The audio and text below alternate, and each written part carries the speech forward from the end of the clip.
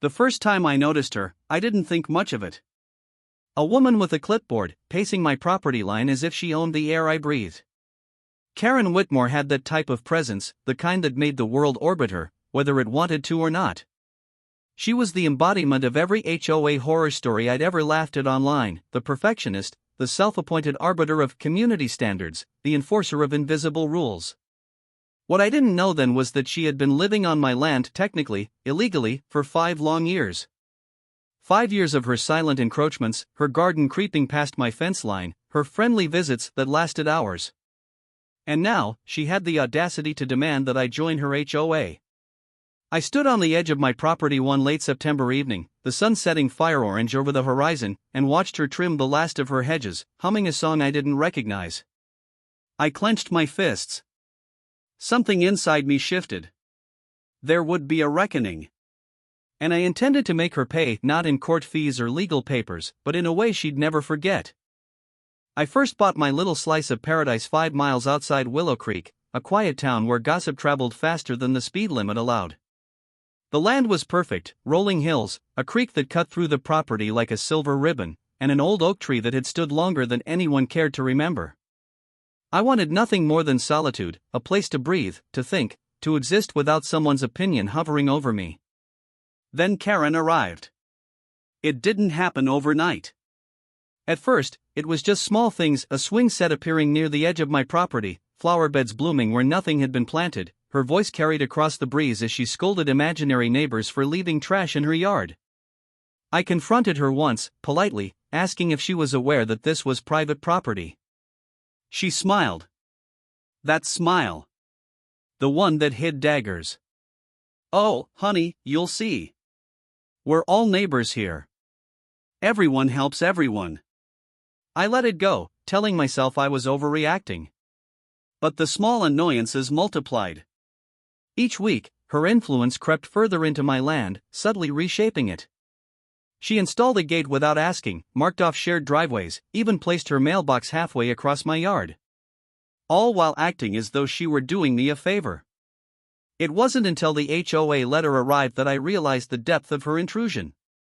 A thick envelope, stamped with the Willow Creek HOA seal, demanded I pay dues, attend meetings, and comply with every rule they enforced. The kicker?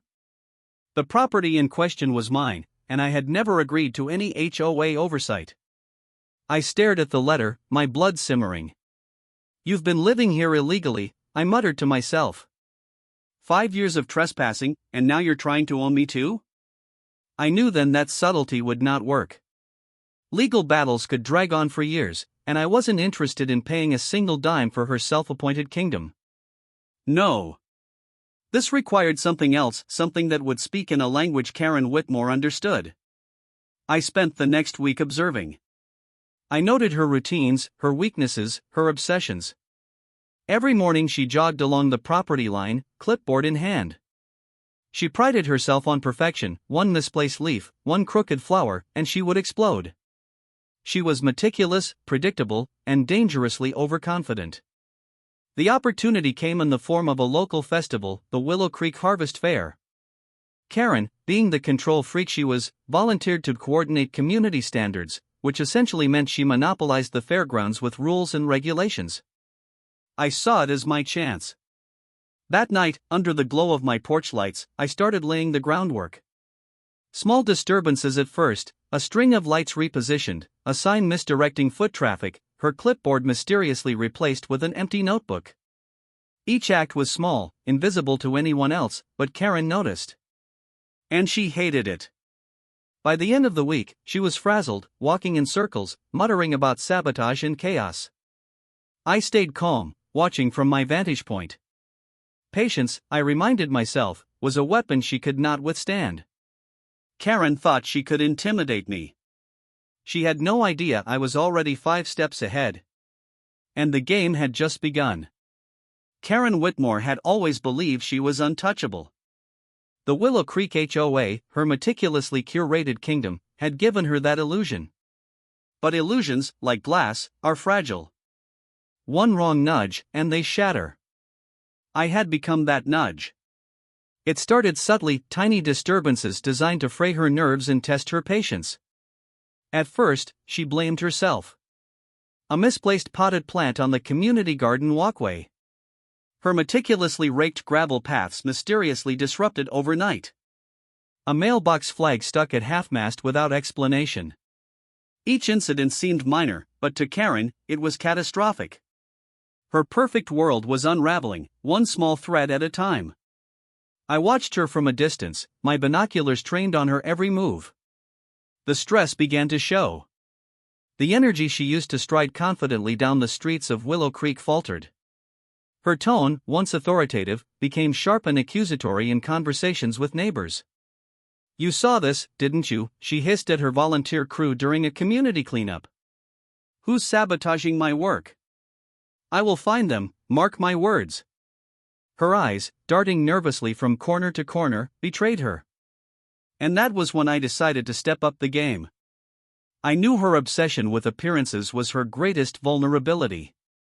If her world looked perfect, she felt invincible. If it looked like chaos, she felt powerless. So I created chaos, carefully, calculated, almost invisible to anyone but her. The first real strike came during the Willow Creek Harvest Fair.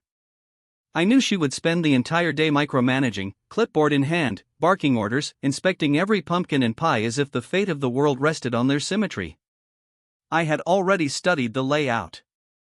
I knew where the electrical outlets were, which tables were wobbly, and which decorations were glued just enough to look stable. I began with small electrical mischief. Lights flickered on her display booths at odd intervals. Music cut out mid-song.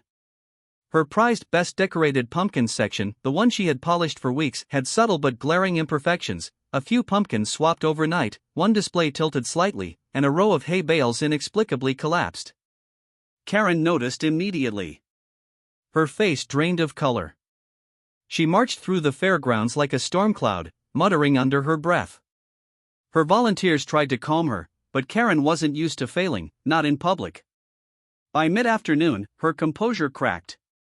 She screamed at a young teen for moving a table slightly out of line, threatened to cancel the pie contest because someone had tampered with the entries, and insisted on inspecting every trash bin for unauthorized debris.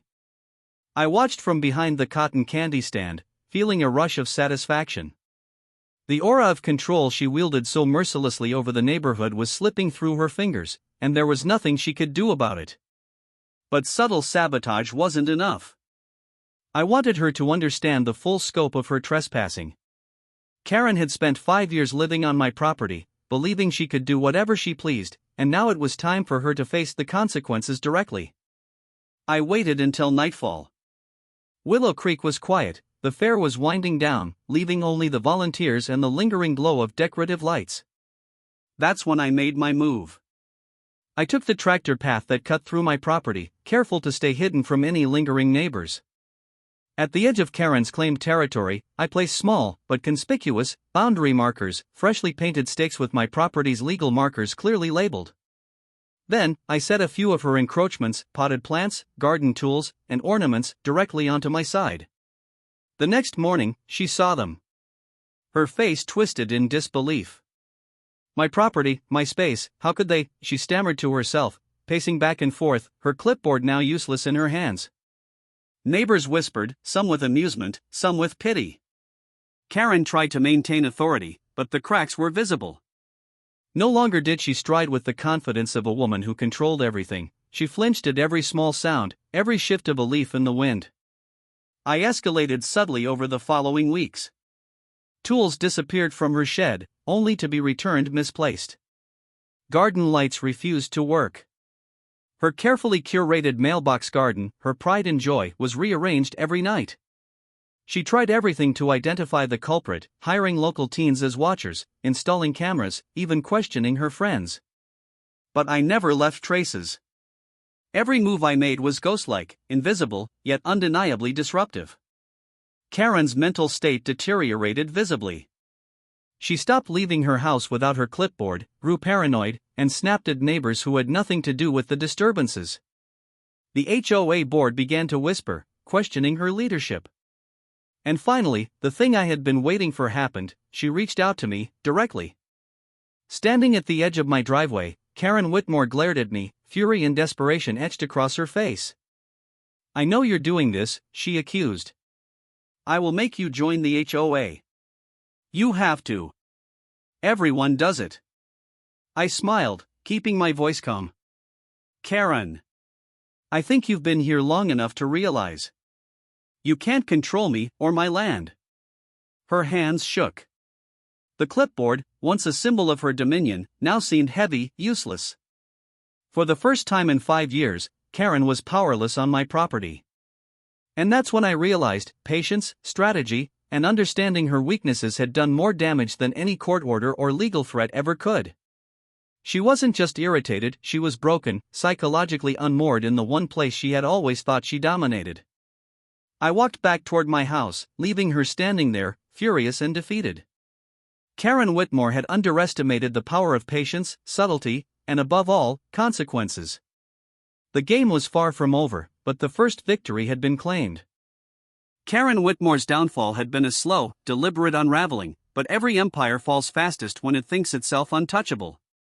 After weeks of subtle sabotage, she had reached the boiling point. Exhaustion, paranoia, and humiliation had become constant companions. The neighborhood whispered, the HOA board murmured, and Karen's meticulously curated image of control began to crumble in real time. I knew it was time for the final act. This wasn't about petty revenge anymore, it was about reclaiming what was mine and teaching her the lesson she had arrogantly ignored for half a decade. The plan came together in the quiet of my home office, where maps, photos, and notes were spread across my desk like a tactical command center. I had studied her every move, every obsession, and every predictable reaction. Karen thrived on appearances, on perfection, on the illusion of control. And I intended to strip that illusion away completely. The stage would be the HOA's annual neighborhood gala, a public event Karen had meticulously orchestrated for months. It was her chance to shine, to assert dominance over everyone who lived in the area, to remind the world that she was the queen of Willow Creek. I arrived early, blending in with the other attendees. My presence was unremarkable, almost invisible. Karen, on the other hand, was a storm in motion, clipboard in hand, barking orders at volunteers, straightening tables, adjusting lights. She radiated authority, but I could see the exhaustion beneath the surface, the tension in her shoulders, the twitch in her eye. She had no idea that her final lesson was already in motion. Step by step, I set the plan into motion. It began subtly, with the subtle rerouting of electricity so that the sound system, the lights, and the microphones would intermittently fail. A few strategically placed gusts from the old creek winds, redirected with simple fans and hidden flaps, toppled decorations and shifted chairs. Nothing overt, nothing incriminating, but enough to create small, unnerving chaos that only Karen could see clearly. As the night progressed, her control disintegrated. The first microphone crackled, then failed entirely, cutting off her opening speech mid-sentence. Candles along the tables flickered and went out, and the meticulously arranged centerpieces tilted slightly, their symmetry disrupted. She ran from table to table, muttering frantically, red-faced and shaking, while neighbors exchanged puzzled glances. And then came the centerpiece, the ultimate stroke. I had arranged for a live projection of the property map she had spent years memorizing, highlighting her encroachments across my land. The projection appeared on the wall behind her as she stood at the podium, frozen mid-sentence, clipboard clutched in trembling hands. Every shed, every garden, every fence line she had claimed was illuminated in bold red lines with labels reading, "Trespass, Private Property." The crowd gasped. Murmurs spread like wildfire. Karen's face went from shock to disbelief, and then pure, unadulterated rage. She tried to wave it off, to insist it was a mistake, but the evidence was irrefutable. Every attempt to regain composure, every flailing gesture, only highlighted her incompetence. "Everyone, look," I said, stepping forward. "This property belongs to me. Karen Whitmore has been living on it illegally for 5 years. And now, she wants to make me pay to join her HOA? I think it's time she learned that rules apply to everyone." The room went silent, every eye fixed on her. She opened her mouth, but no words came out. Her kingdom, the perfect little world she had built, collapsed around her in one humiliating, public moment. Karen's HOA authority evaporated that night. She resigned in disgrace the next day, mumbling about unfair treatment and malicious intent, while neighbors smirked and nodded knowingly. Every complaint she had ever filed against me vanished into obscurity, and the notion that she could ever dictate terms on my property was obliterated. In the following weeks, I reclaimed the land she had encroached on. The gate she had installed was removed. Her flower beds were replaced with mine. Even her mailbox was gone. Every inch of my property bore the mark of ownership once more, not just legally, but symbolically. Yet, the most satisfying victory was watching Karen's confidence erode completely. She became a cautionary tale, whispered about at neighborhood gatherings, a legend of hubris and entitlement. Her obsession with control, with perfection, had become her undoing. And I walked my land freely once again, under the golden glow of the late afternoon sun, feeling the weight of years lifted. The oak tree by the creek swayed gently in the breeze, as if approving of the restoration of order. Solitude, peace, and justice finally restored. Karen Whitmore had demanded power over me. She had tried to bend my life to her rigid rules. But she had underestimated patience, cunning, and the will to protect what is yours. In the end, the price she paid was not just humiliation, it was the complete loss of the empire she had built on lies, arrogance, and trespassing. Some victories are small and subtle. Some are dramatic and undeniable. This was both. I leaned against the porch railing, watching the sunset paint the sky in deep crimson and gold. The wind whispered through the trees, carrying the sense of finality, the scent of justice. And somewhere deep inside, I smiled. Karen had learned her lesson. And I had reclaimed my world.